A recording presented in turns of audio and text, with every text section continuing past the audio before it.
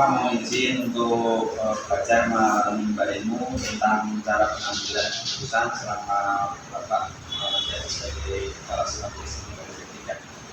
Mohon maaf, kita langsung Bapak untuk pertanyaan pertama.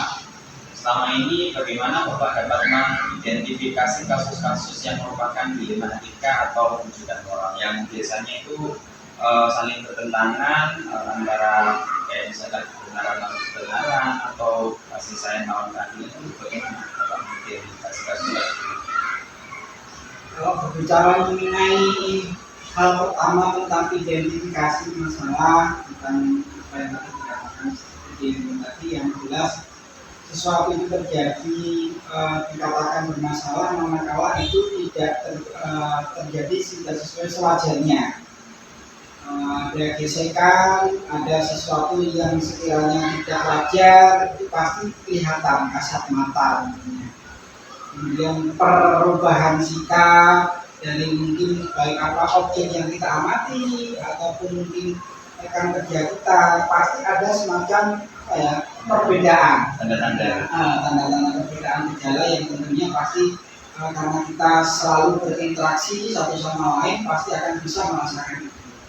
Lebih masalah karena memang masalah dilema yang sekiranya itu tentang nilai, tentang sikap, memang kita dikatakan berat ya berat, tapi saya yakin karena kita ini adalah kumpulan orang-orang dewasa yang saling berinteraksi, saya yakin ada satu titik di mana kita semuanya itu insya Allah dengan niat yang baik, kemudian dengan kita berorientasi pada menyelesaikan masalah, insya Allah itu semuanya bisa terselesaikan dengan baik.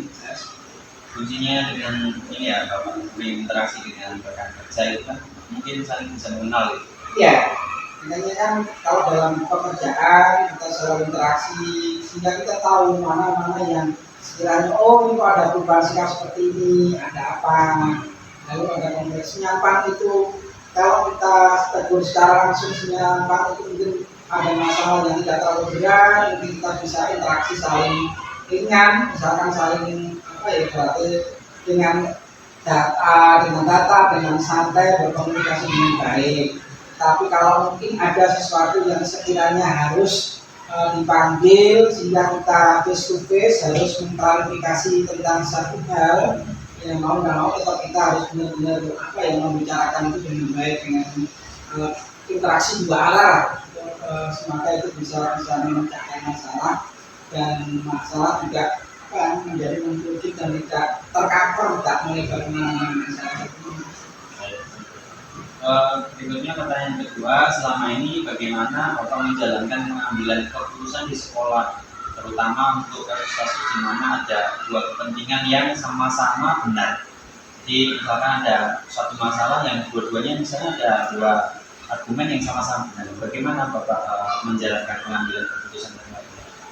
Ya, kalau menyikapi ada hal seperti itu, pasti karena kita, kalau saya apapun permasalahannya, dasar pertama yang saya pakai adalah pertama logika berpikir. Artinya semakin senyaman masalah itu rasional dan bisa diselesaikan dengan logika tanpa menabrak aturan, insya Allah itu bisa langsung kita atasi.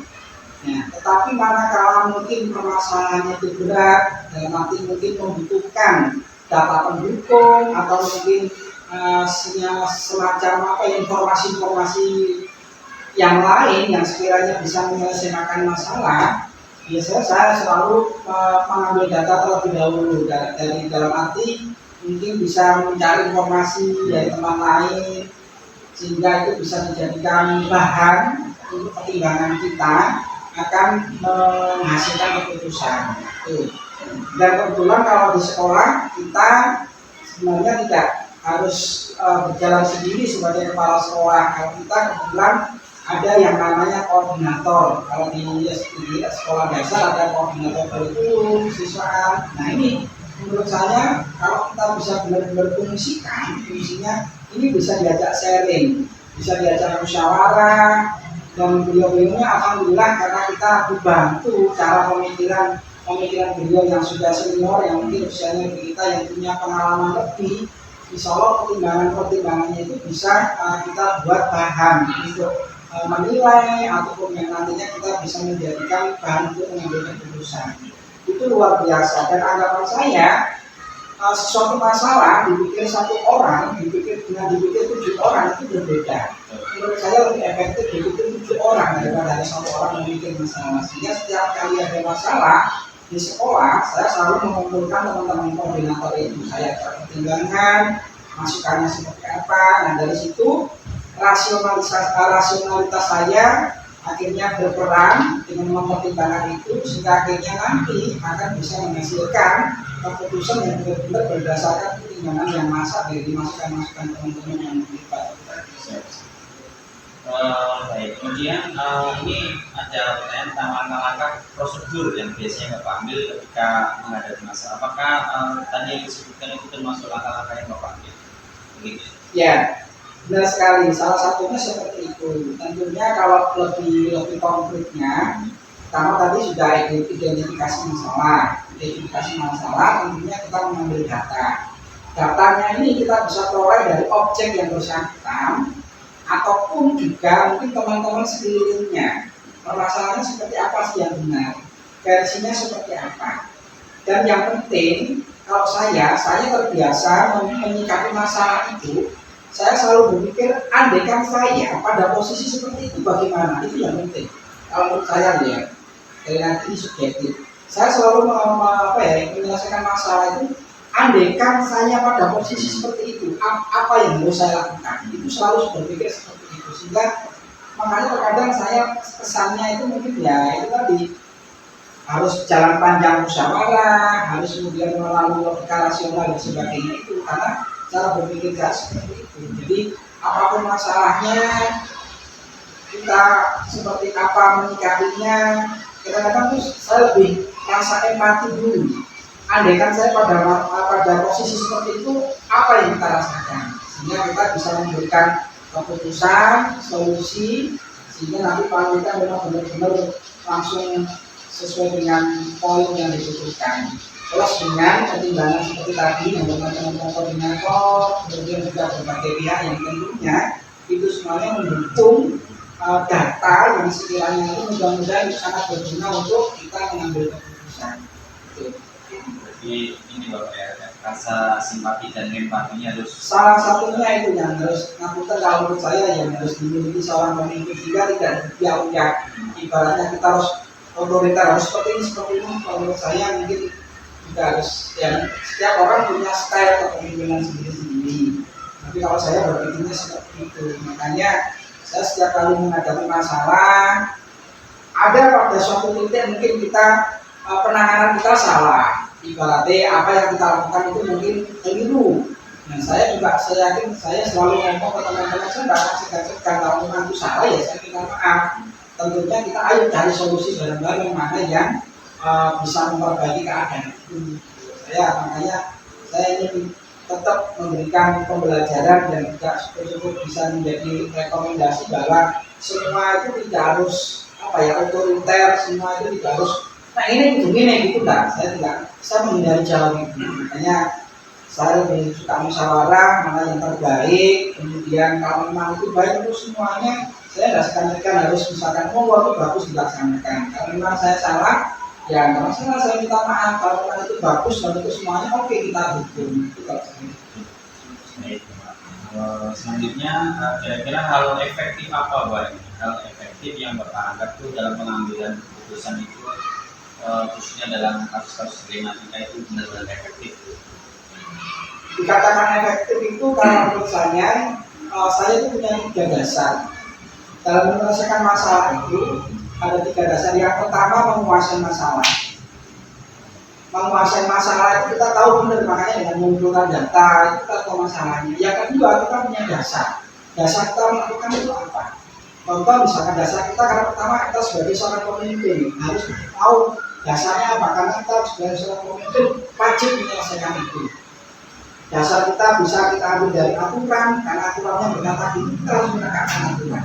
Yang ketiga, strategi dan sikap yang empati tadi itu sangat kemudian hasil dari apa yang kita akan menjadi keputusan kita. Itu satu dasar itu yang yang saya ambil selama ini, yang ingin saya sampaikan, yang selama ini saya ingin apa ya, pembelajaran ke teman-teman salah satunya. Selanjutnya, hal apa saja yang selama ini merupakan tantangan dalam pengambilan keputusan? Ya, tantangan yang terberat itu, apalagi seorang pemimpin, itu sebenarnya bukan, ini yang saya rasakan ya, ini sekali lagi subjektif, bukan perkara tanggung jawab secara aturan, bukan. Tapi yang paling berat itu adalah bagaimana kita memahami satu persatu karakter teman kita. Itu yang luar biasa. Kalau perkara misalkan kalau sekolah tugasnya gini-gini itu sudah kita sudah enteng akan kewajiban kita. Tapi bagaimana kemudian kita bisa mengkondisikan karena ada patrak itu ingat sosok itu bagaimana kasus itu dihargai ini karena semuanya bermuara pada sikap karakter teman-teman. Kalau kita tidak memahami sikap karakter teman-teman digerakkan tiga ini luar biasa. Ini yang terus sampai sekarang pun pada titik sekarang pun saya belajar karena memahami karakter teman-teman. Karena kita kerja hampir 60 lebih itu luar biasa karakter kita ngomong seperti ini ada yang ada yang benar, tapi di sisi lain saya yakin nggak mesti benar, mesti salah. Nah itu yang luar biasa, pemikiran-pemikiran karakter, cara pandang, sudut pandang itu yang berat itu. Betul. Apalagi kalau kita selanjutnya keputusan dan itu mungkin bisa tanda kutip menyakiti. Iya, itu. Ya meskipun ya itu tadi saya selalu bilang keputusan yang diambil, yang terjadi itu tidak mungkin bisa memuaskan atau mengakomodasi semua. Pasti salah satunya ada yang kecewa dan sebagainya. Karena majemuk, artinya ya tadi kembali lagi ke karakternya majemuk. Kalau si wong itu belum terima, kalau si tidak puas, kalau si disoal kayak yang main tuh, neko-neko saya itu sampai diceritain teman-teman itu luar biasa. Itu yang buat saya pertimbangan juga. Jangankan kita makhluk rumah, yang aku kalau kita seorang muslim, Kanjeng Nabi Muhammad yang mulia-mulia menungso sing kabeh betul-betul Gusti Allah itu loh akeh sing gak seneng dani wae diri. Itu yang jadi patokan saya. Beliau sallallahu alaihi wasallam. Itu aja selalu bilang teman-teman ya gitu. Bersama wae diri. Nabi Muhammad itu mulia-mulia menungso semua betul-betul Gusti Allah. Itu sing gak seneng loh ya. Lagi karakter penyualannya luar biasa. Pertanyaan selanjutnya, apakah Bapak memiliki sebuah tata kelola atau jadwal untuk dalam sebuah penyelesaian kasus dilematika? Apakah Bapak langsung menyelesaikan di tempat atau memiliki sebuah jadwal untuk menyelesaikannya? Itu bagaimana? Ya, kalau dikatakan jadwal secara khusus tidak, tapi selama ini yang saya lakukan, makanya kita ada kalau dikatakan tata kelola atau jadwal terstruktur atau terjadwal itu karena kita setiap bulannya melakukan ada rapat dinas itu. Makanya di situ saya melakukan sebenarnya kalau dulu pengalaman yang sudah saya lakukan namanya pembinaan umum. Tapi saya tidak ingin mengatakan itu ada pembinaan, tetapi selalu bilang konsolidasi. Apapun permasalahannya kita konsolidasikan secara pleno, senyampang itu kita bisa memperbaiki apapun keadaannya. Kita buat secara umum bahwa ada masalah tentunya ayo kita selesaikan senyampang itu kepentingan bersama ya kita bareng-bareng menyelesaikannya. Nah itu sehingga kita ada konsolidasi umum untuk semua apapun masalahnya. Senyampang itu masih sifatnya kayak kulitnya saja, senyampang masih bisa diingatkan secara baik-baik secara umum ya kita tentunya masih sebatas kita selesaikan secara umum. Tapi manakala mungkin ada kasus tertentu yang sekiranya harus kita segera selesaikan, ya padahal tetap kita rapatkan secara insidentil. Itu wajib hukumnya karena bagaimanapun juga kita pandang urgenitasnya. Kalau itu masalahnya urgent harus kita selesaikan, ya kita selesaikan. Kita undang, mungkin kalau yang bermasalah, bukan kalau memang tidak bisa menyelesaikan sendiri, ya kita bisa selalu mengundang teman-teman koordinator, saya minta pendapat. Seperti apa sih ini permasalahan seperti ini, solusi seperti ini apa? Nah itu kalau memang ada kasus lagi misalkan kalau menyangkut per person ya kan tadi yang dikatakan di demo tadi itu misalkan memang senyampang itu harus saya tangani dengan seketika juga ya langsung kita panggil.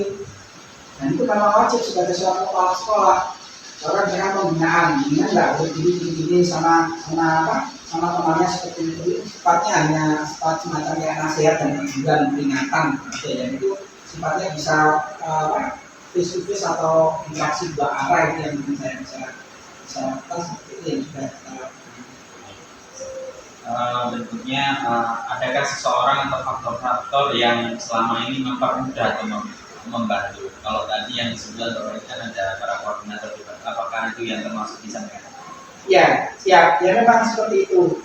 Jadi kalau dikatakan yang membantu selama kepemimpinan saya sebagai kepala sekolah, salah satunya yaitu karena saya ini benar-benar mempraktekkan organisasi yang benar, karena semuanya itu punya job desk masing-masing, punya tupoksinya. Jadi sekali lagi kepala sekolah tidak harus menangani semua masalah. Jadi tetap karena makanya gunanya salah satu gunanya dinas itu membentuk koordinator salah satunya yang memang membantu itu. Plus dengan kalau ada masalah ya benar kita diskusikan masalah dan sebagainya. Karena pun juga termasuk karena memang itu juga sudah cocok dengan gaya kepemimpinan saya. Saya orangnya nggak punya otoriter. Saya kan sekali lagi menghapus nggak ada sekarang pemimpin otoriter. Karena memang kepala sekolah salah pemimpin salah nggak sepuluh itu yang mesti saya tanamkan. Nah makanya kalau saya bisa mengadopsi yang itu kita kolektif kolegial. Jadi apapun permasalahannya yang menyangkut sekolah kita musyawarahkan baik-baik. Mana sih keputusan atau yang solusi terbaik mana? Meskipun itu hasilnya dari teman-teman, misalkan dari guru, dari TU, dari siapapun kalau senyaman itu sesuatu yang terbaik buat sekolah baik, tapi tadi kita laksanakan sama-sama. Itu lah menurut saya. Jadi nggak harus semuanya dari kepala sekolah tidak. Dan saya lebih menggali potensi, menggali masukan-masukan itu benar-benar dari teman-teman. Kita rasional, oh itu oke, itu bermanfaat dan berguna buat sekolah kita eksekusi. Baik Bapak, ini pertanyaan terakhir dari semua hal yang telah disampaikan, kira-kira pembelajaran apa yang bisa kita petik sebagai pengalaman saya untuk dalam mengambil pendidikan. Terutama mungkin saya agak lupa itu ada petikan kata yang sering Bapak ucapkan itu kayak gini, keputusan dapat diambil dalam waktu 1 detik atau berapa ya, tapi dampaknya ya itu mungkin bisa dikutip lagi. Ya, jadi begini, keputusan itu cuma 1 detik, tapi proses untuk memutuskan itu yang lama, itu pertimbangan itu. Jadi oke, saya setuju, kan cuma berapa detik, tapi untuk mengatakan setuju itu kan ada proses. Ya tadi itu minta pertimbangan dari koordinator, kemudian kita ada pertimbangan masukan-masukan lain, rasional logika berpikir kita. Kemudian kita sudah matang, sudah yakin, baru kita putuskan oke, saya setuju. Itu yang saya maksud. Jadi kalau berkenaan dengan hal yang tadi sangat luar biasa, kalau menurut saya tetap yang lama sederhananya ada 3 nih tadi. Jadi menguasai masalah dulu, kita nggak bisa besar-besar memutuskan sesuatu itu dengan mengumpulkan data dan sebagainya, dan kemudian kita punya dasar kita memutuskan nilai itu apa. Nah baru nanti langkah benar-benar cara salah empati itu tetap harus hati, jangan untuk sakit ibaratnya kudu ini aturan, kudu sesuai aturan, kalau nggak mau oke keluar. Nah itu juga kita nggak bisa juga seperti itu. Nah kalau kita misalkan sesuai aturan sakit, no, itu boleh musuh ini bisa saja. Aku selama ini saya karena memang menghindari itu. Saya selalu bilang senyaman pokoknya soal toleransi, senyaman masih bisa kita ambil baiknya, membuat kita duduk bersama, kita cari apa solusi terbaik. Ini dasar yang saya praktekkan selama ini ketika ini kalau ada masalah. Saya menguasai dulu, saya tidak mungkin. Oke mungkin saya dibilang katakan lelah, suai dan sebagainya. Karena itu proses, butuh memikirkan oh itu ini. Nanti kalau seperti ini yang dirugikan ini itu harus proses itu yang dikatakan menguasai masalah itu. Kita punya dasarnya. Saya dasarnya kan aturan. Oke saya dapatkan. Oke saya setuju karena itu sesuai aplikasi. Nah ini kita tidak merasakan tadi. Serta-merta kita katakan aturan tapi sakit itu yang saya temukan selama ini yang saya. Baik, terima kasih Bapak. Demikian wawancara saya dengan Bapak Subranjoyo, Kepala Sekolah SDN Banyu Tiga Surabaya. Assalamualaikum warahmatullahi wabarakatuh. Ya,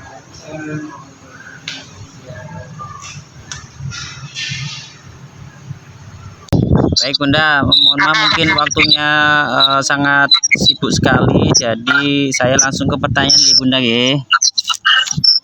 Ya, Baik, jadi pertanyaannya kurang lebih seperti ini Bunda. Mungkin di sekolah yang Bunda pimpin di SP 40 ya Bunda ya, itu mesti menghadapi masalah-masalah atau apa namanya masalah-masalah yang mungkin saling berlawanan. Jadi misalkan antara individu lawan kelompok atau mungkin di situ ada masalah yang rasa-rasanya kok ada tentang keadilan lawan kasihan atau kebenaran lawan kesetiaan. Mungkin itu kan pernah dialami Bunda selama memimpin. Nah, pertanyaannya yang pertama gini Bunda. Selama ini bagaimana Bunda dapat mengidentifikasi kasus-kasus yang merupakan dilema etika tersebut? oke, siap. Untuk mengidentifikasi dilema etika tersebut adalah kita harus, yang pertama kita lakukan adalah berkoordinasi dengan wali kelas, kemudian bimbingan konseling, Baik. kemudian orang tua, kemudian baru dengan para warga, baru terakhir kepala sekolah untuk mengidentifikasi permasalahan-permasalahan yang terjadi terkait dengan dilema etika ya. Ya, dilema etika dan bujukan moral biasanya seperti itu sih masalah yang kita hadapi Bunda. Oke, siap. Jadi mungkin sama nih, jadi kita harus mengidentifikasi dulu, kan tadi pertanyaannya mengidentifikasi. Jadi mengidentifikasinya bagaimana caranya? Kita harus berkoordinasi dan berkomunikasi sejauh mana kasusnya. Kasusnya itu benar atau tidak. Harus segera ditangani atau bisa ditunda. Oke, baik Bunda. Jadi kata kunci pertama itu harus sering-sering koordinasi ya Bunda ya dengan rekan-rekan, mungkin juga wali murid ya gitu ya. Baik. Oke, baik. Pertanyaan berikutnya Bunda, selama ini bagaimana Bunda itu menjalankan pengambilan keputusan di sekolah, terutama untuk kasus-kasus di mana ada dua kepentingan yang sama-sama benar, sama-sama mengandung nilai kebajikan, dan itu pastinya akan menimbulkan dilema. Kalau saya ambil keputusan ini, yang satunya mungkin kecewa. Kalau saya ambil yang ini, yang satunya kecewa juga. Bagaimana Bunda? Yang pertama-tama dengan kasus ini berarti misalkan kasus itu dilindungi apa etika langkah pertama adalah melihat jenis kasus yang akan kita selesaikan. Baik. Setelah kita tadi identifikasi kasus, kemudian tahu kasus yang terjadi seperti apa, kita lihat ini benar-benar memang harus urgent ditangani. Berarti satu, kita harus segera koordinasi minimal dengan wali kelasnya dulu, dengan BK, kemudian baru kita memanggil atau memberikan waktu kepada orang tua, bisa hadir atau mengundang orang tua untuk diajak koordinasi bersama terkait dengan permasalahan tersebut. Baik, termasuk komite juga ya Bunda? Ya, kalau memang harus melibatkan komite, kalau memang harus melibatkan komite, kita paling tidak orang tua itu kan sudah termasuk salah satu anggota dari komite juga, ya, kan? Betul. Baik. Jadi tinjau dulu permasalahan urgennya. Memang kalau memang benar-benar urgent, harus kita segera duduk bersama untuk mencari solusi bersama. Biasanya gitu. Bagaimana caranya biar tidak menjadikan dilema bahwa tidak memihak antara satu dengan yang lainnya, kita dudukkan bareng, kita koordinasikan bareng, duduk permasalahannya seperti apa. Akhirnya menemukan sebuah kesepahaman dan kesepakatan yang akhirnya tidak menjadikan kecemburuan sosial. Baik. Itu yang paling ini ya Bunda ya, harus benar-benar dipertimbangkan ya. Ya, betul. Oke, baik. Jadi selama ini langkah-langkah yang atau prosedural yang Bunda lakukan itu diantaranya ya harus identifikasi dulu, kemudian koordinasi dengan beberapa koordinasi dengan walinya, konselornya. Nah, kemudian kita sampaikan kepada orang tua. Kalau urgent ya memang mau tidak mau tetap harus kita segera selesaikan dan mengundang orang tua dengan bijak. Nah, Oke. begitu. Baik, selama ini cara yang Bunda lakukan itu apakah ini sangat memang yang efektif atau mungkin ada hal yang lebih efektif lagi untuk dalam pengambilan keputusan nih Bunda? Kalau menurut Bunda, hal-hal yang efektif yang Bunda lakukan dalam mengambil sebuah keputusan, apalagi terkait dengan dilema etika seperti ini, yang pertama, yang utama adalah komunikasi yang efektif dan efisien, juga berkoordinasi. Itu yang paling utama. Paling utama ya. Meskipun toh kita jauh di sana, tapi kalau kita bisa berkomunikasi yang baik dan berkoordinasi yang baik, pasti kita akan menemukan titik temu. Betul. Menurut dalam itu yang paling utama ya, komunikasi dan koordinasi yang efisien dan efektif. Baik, betul. Ya, sepakat Bunda. Baik, selanjutnya Bunda, hal-hal apa saja yang selama ini merupakan tantangan dalam pengambilan keputusan khususnya kasus-kasus seperti ini? Ya, kalau tantangan atau kendala yang selama ini pada prinsipnya itu kita terkendalanya yang paling utama biasanya kalau ada kasus-kasus atau permasalahan yang urgent yang harus segera diselesaikan, kita terkendalanya adalah tatap muka dengan orang tua. Kenapa? Karena memang orang tua kan juga punya aktivitas masing-masing. Sementara permasalahan putra-putrinya harus segera diselesaikan dan harus ada orang tuanya. Itu kendala yang paling urgent dan paling utama sih untuk sementara sampai saat ini. Kalau dalam kasus atau masalah apapun. Kalau kondisinya seperti itu bagaimana? Apakah alternatifnya bagaimana? Apakah harus vikon atau memang harus menunggu? Kalau menunggu kayaknya juga nggak bakal selesai ya Bunda ya? Ya, tetap kita harus berkoordinasi dan berkomunikasi, entah itu via udara. Kalau via udara tidak memungkinkan, ya mau tidak mau kita harus berkomunikasi via udara, bisa by WA, bisa by Meet, bisa by Zoom kalau memang itu dikondisikan sangat urgent, dan mohon dengan amat sangat istilahnya kerjasama yang baik dari orang tua untuk menyelesaikan permasalahan ini. Kalau memang harus benar-benar urgent banget. Oke, baik, sepakat nih. Kemudian yang berikutnya, apakah Bunda memiliki sebuah tata kala atau jadwal khusus nih dalam penyelesaian kasus dilema? Apakah mungkin harus 1 minggu, 2 minggu atau gimana ini? Ya. Kalau jadwal khusus atau ini kami melihat dari status kasus atau masalah yang akan diselesaikan. Kalau memang permasalahan itu memang urgent harus diselesaikan saat ini, ya kita mau tidak mau harus segera berkomunikasi, berkoordinasi dengan yang bersangkutan, pihak satu dan pihak yang lainnya untuk segera duduk bareng ataupun via daring tadi. Andai kata memang jenis permasalahannya itu bisa ditunda, dalam artian kenapa? Karena kita mempunyai kendala, Pak. Orang tua punya aktivitas, kesibukan, jadi tidak bisa tiba-tiba harus meninggalkan pekerjaan, karena harus izin dulu sebelumnya dan sebagainya. Itulah dilema atau hal-hal yang kita hadapi permasalahan di lapangan kalau terkait dengan kita meminta waktu kepada orang tua terkait dengan permasalahan-permasalahan yang konvensional atau kondusif. Baik. Intinya itu. Oke.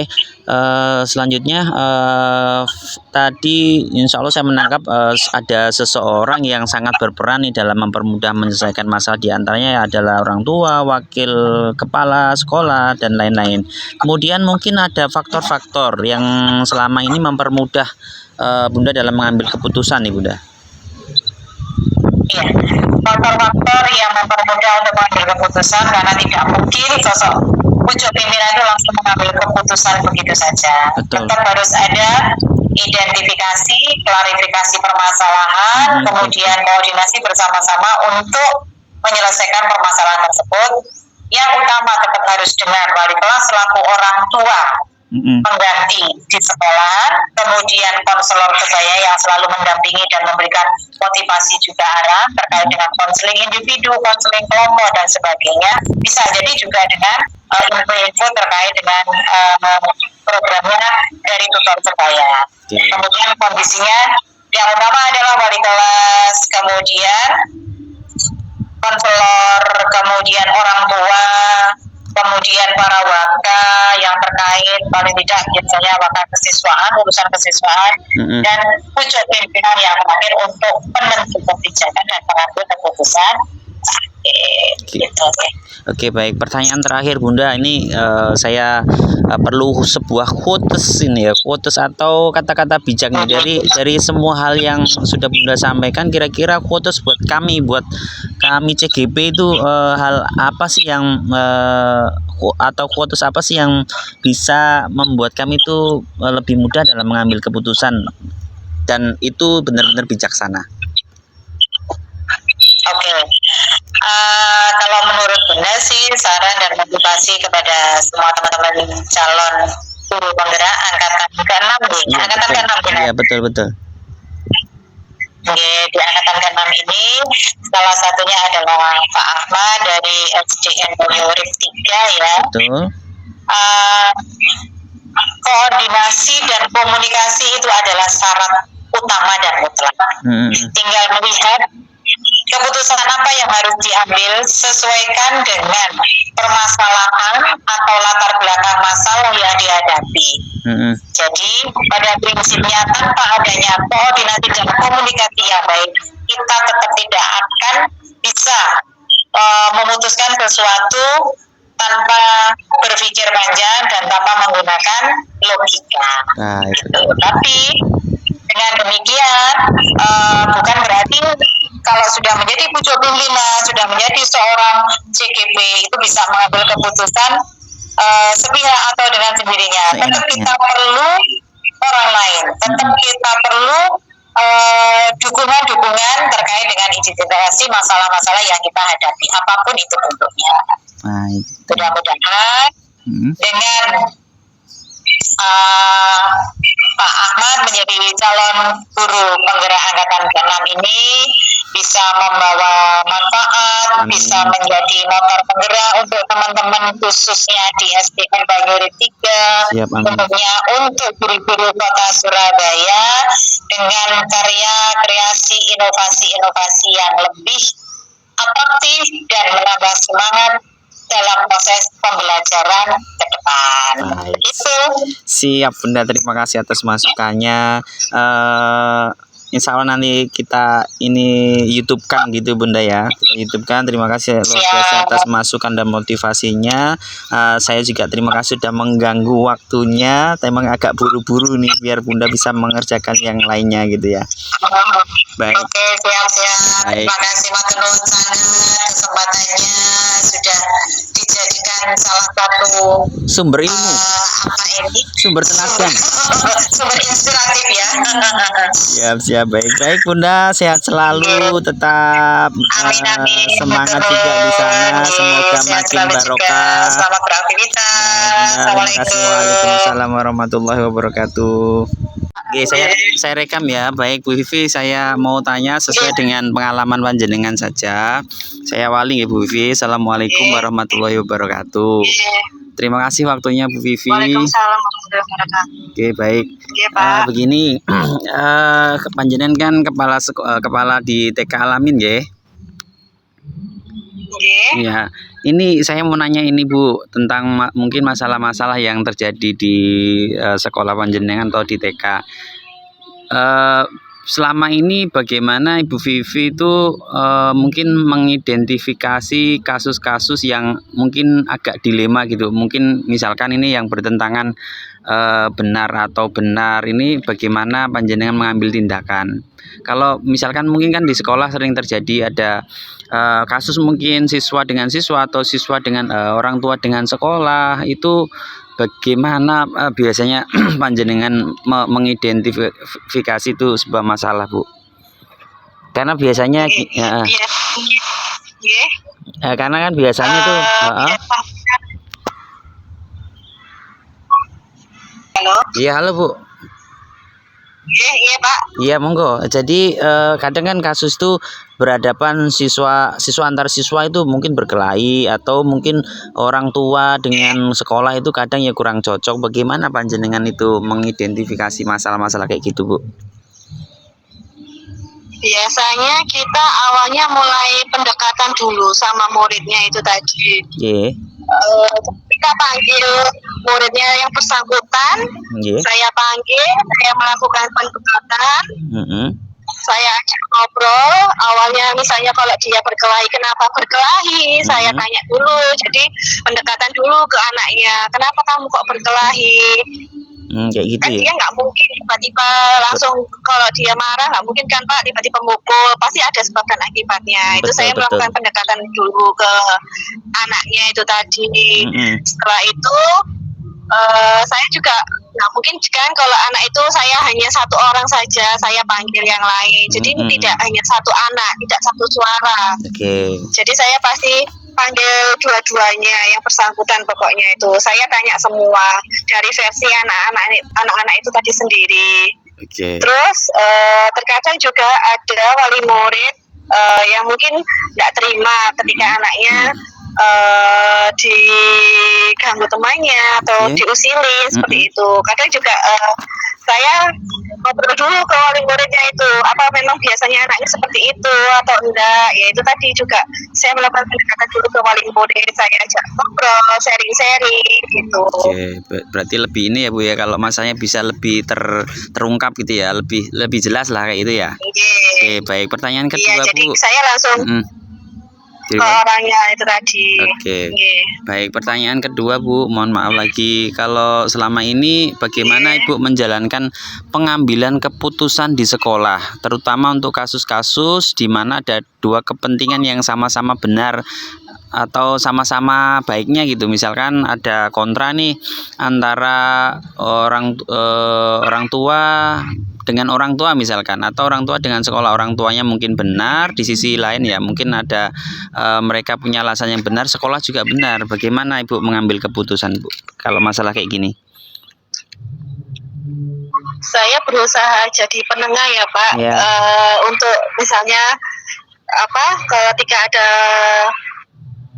ada yang tidak sesuai atau yang tidak sama, jadi saya tanya dulu ke salah satu wali murid itu maunya seperti apa, dan satunya maunya juga seperti apa. Nah itu kita ambil jalan tengahnya seperti apa, tapi kita juga enggak sesuai yang saya mau gitu, enggak. Jadi kita juga rembukan dari beberapa guru itu tadi, enaknya gimana, kita ambil solusi yang terbaik untuk mereka berdua, seperti itu Pak. Baik, betul. Baik, selanjutnya Bu, berdasarkan pengalaman lagi ya, mungkin pertanyaannya gak sama-sama, mungkin bisa kalau memang sama boleh disebutkan ulang. Kemudian langkah-langkah yang biasanya Ibu praktekkan itu selama ini bagaimana Bu kalau dalam pengambilan keputusan itu? Apakah ya memang tadi saya lakukan misalkan komunikasi, atau biasanya kalau ada masalah gitu diskusi dulu ya Bu, atau sharing-sharing dengan rekan itu ya? Oke. Iya, jadi kita tanya dulu yang bersangkutan, diajak sharing-sharing pendekatan itu tadi, diajak ngobrol kenapa, pasti kan ada alasannya itu tadi Pak. Nanti kita cari jalan tengahnya bersama, nanti kita rebukan sama guru-guru enaknya gimana biasanya gitu.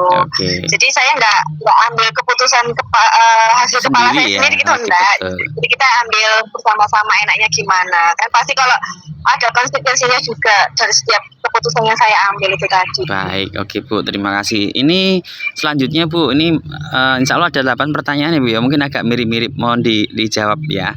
Berikutnya, biasanya hal-hal apa saja yang selama ini Ibu anggap efektif nih dalam pengambilan keputusan?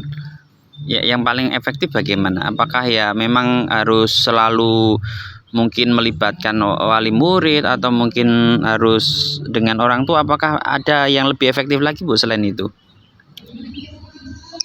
Biasanya sih saya kembali lagi ya Pak, kita tawarkan ke wali murid lagi itu seperti apa. Tapi yang namanya setiap sekolahan pasti punya aturan dan tata tertib itu sendiri ya kan. Jadi saya tekankan itu lagi, peraturan dan tata tertib dari sekolahan itu tadi Pak. Betul-betul sepakat Bu. Selanjutnya Bu, kalau misalkan hal-hal apa saja yang selama ini menjadi tantangan nih buat Ibu dalam mengambil keputusan, khususnya dalam kasus-kasus yang mungkin punya kepentingan yang sama-sama benar kayak gitu Bu? Tantangannya mungkin Bisa tantangan. diulangi, Pak? tantangan yang hal-hal apa saja yang selama ini menjadi tantangan Ibu dalam mengambil keputusan pada kasus-kasus yang mungkin sama-sama benar, mungkin yang sama-sama baiknya ini. Kira-kira apa tantangannya, Bu? Apakah ini kok jadi beban pikiran, kok malah dilema gitu mengambil keputusan ini baik kok jalan tengahnya gimana panjenengan biasanya? Nah, tantangannya itu tadi kan memang pasti setiap keputusan kan ada konsekuensinya. Nah, betul. Tidak semua orang itu suka dengan apa yang kita putuskan itu tadi, Pak. Itu tadi kita coba lebih kasih pengarahan. Oke. Kita kasih solusi, kita kasih pengarahan, kita jelaskan kalau nanti kalau seperti ini itu kayak gini. Nah, kita kasih arahan. Baik. Ke orang yang nggak itu tadi nggak kurang paham mungkin. Berarti ini ya Bu ya, tantangannya adalah kita itu biasanya dihadapkan kemungkinan kalau saya ambil keputusan kayak gini, berarti mungkin orang lain nggak nerima, yang satu nerima kayak gitu ya, sering dihadapi. Sering ya Bu ya. Pola pikirnya kan berbeda-beda, Pak. Iya, baik Bu. Sedikit lagi Bu ya, mohon bantuannya. Kemudian Ibu punya jadwal tertentu nggak Bu dalam menyelesaikan kasus-kasus kayak gitu? Apakah apakah langsung diselesaikan di tempat atau punya jadwal khusus? Oh ini saya agendakan minimal kasus ini harus selesai 1 minggu atau mungkin minimal 1 bulan, atau memang kalau ada kasus itu langsung diselesaikan secepat mungkin? Kalau jadwal sih sebenarnya nggak ada, Pak. Tapi alangkah lebih baiknya kalau lebih cepat diselesaikan supaya tidak ada yang terbebani juga. Oke, baik. Jadi ketika ada masalah saat itu juga harus diselesaikan. Oke, baik Bu. Kemudian pertanyaan selanjutnya Bu, selanjutnya ya. Terus mungkin ada nggak Bu yang seseorang atau rekan-rekan yang mempermudah Ibu itu membantu dalam pengambilan keputusan seperti ini? Biasanya Ibu itu kepada siapakah? Kepada suami kah, curhat ke suami, ataukah mungkin ada orang tua yang mungkin komite, atau ada memang rekan kerja khusus yang biasanya diajak sharing kayak gitu Bu? Ya, biasanya itu kita sharing, kan kita juga ada rapat kan Mas, Pak, tiap bulan. Tiap bulan ya Bu kita ya? sering ketemu sama guru-guru lain juga dari sekolah-sekolah lain.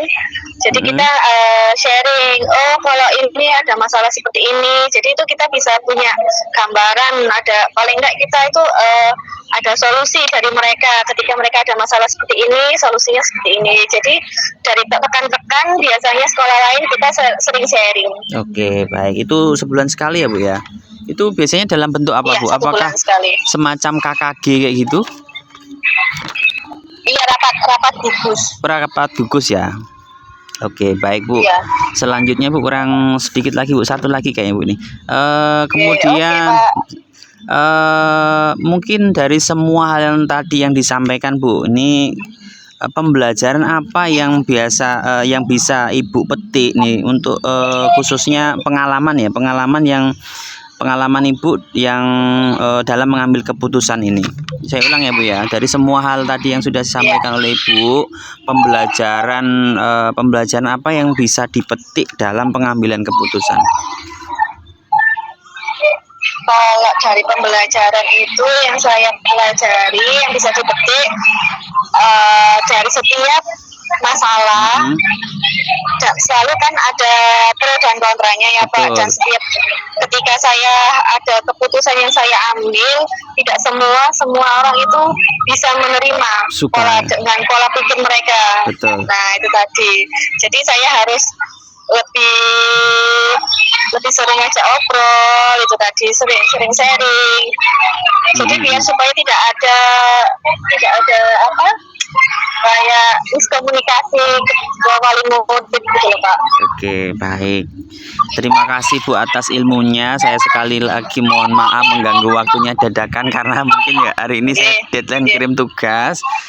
Saya kebetulan alhamdulillah calon guru penggerak Bu, ini dapat tugas untuk wawancara kepala sekolah. Ibu mohon maaf nanti kalau berkenan bisa mengirim nama lengkap jabatan ya Bu sekolah. Mungkin kalau berkenan lagi Mungkin kalau berkenan lagi boleh kirim fotonya Bu, nanti saya saya buat cover, nanti saya kirim di YouTube Bu, mohon maaf. Nanti saya share panjenengan deh. Oh, nggih. Nggih. Baik Bu Nggih, Pak. Vivi. Sama Budian, Pak, nggih. Budian, Betul, Paknya. Budian itu PP saya Bu. Dari Puspita, TK Puspita. Iya, Budian itu pengajar praktik saya. Mungkin dari TK Alamin ada. Pengajarnya ya. Iya, TK Alamin ada yang Oh, ikut. nggak ada. Belum ada yang belum ikut. ya. Nggih. Belum ada yang ikut, nggih. Baik Bu. Nggih, Pak. Baik Bu, itu terima kasih atas sharing pengalamannya. Nanti saya tunggu nggih Bu, nama-nama dan mungkin berkenan Oke, fotonya. oke. Baik Bu Vivi, mohon maaf sebesar-besarnya saya Iya, akhiri Pak. nggih. Nggih. Assalamualaikum. Nggih. Oke, Pak. Nggih, Waalaikumsalam.